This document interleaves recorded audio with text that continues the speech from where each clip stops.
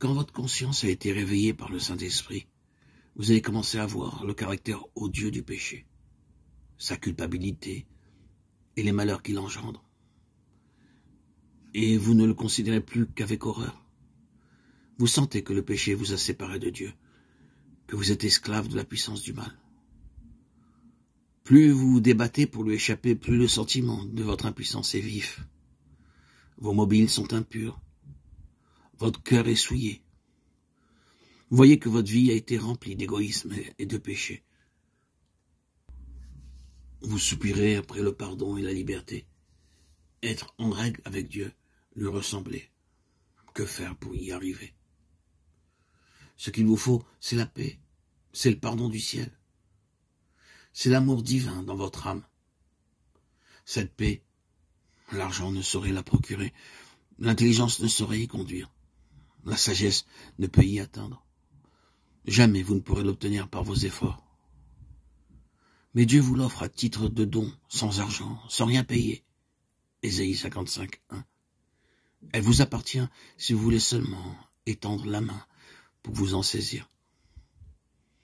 L'Éternel dit, si vos péchés sont comme le cramoisi, ils deviendront blancs comme la neige.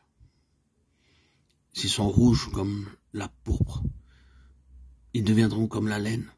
Ésaïe 1, 18. Je vous donnerai un cœur nouveau et je mettrai en vous un esprit nouveau. Ézéchiel 36, 26. Vous avez confessé vos péchés et vous les avez délaissés de tout votre cœur.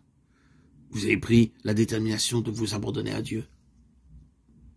Maintenant, allez à lui et demandez-lui de laver vos péchés et de vous donner un cœur nouveau. Et puis, croyez qu'il le fait parce qu'il l'a promis. C'est ce que Jésus nous a enseigné lorsqu'il était ici-bas. Le don que Dieu nous a promis. Il faut simplement croire que nous le recevons et il est à nous. Jésus guérissait les maladies de ceux qui avaient foi en sa puissance. Il les secourait dans les choses visibles, afin de leur donner confiance en lui dans les choses invisibles, les amenant ainsi à croire qu'il a autorité pour pardonner les péchés. C'est là ce qu'il a déclaré en guérissant le paralytique, afin que vous sachiez que le Fils de l'homme a sur la terre le pouvoir de pardonner les péchés.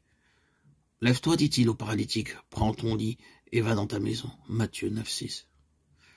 C'est aussi ce que dit l'apôtre Jean en parlant des miracles de Jésus-Christ. Ces choses ont été écrites afin que vous croyiez que Jésus est le Christ, le Fils de Dieu, et qu'en croyant, vous ayez la vie en son nom. Jean 20, 31.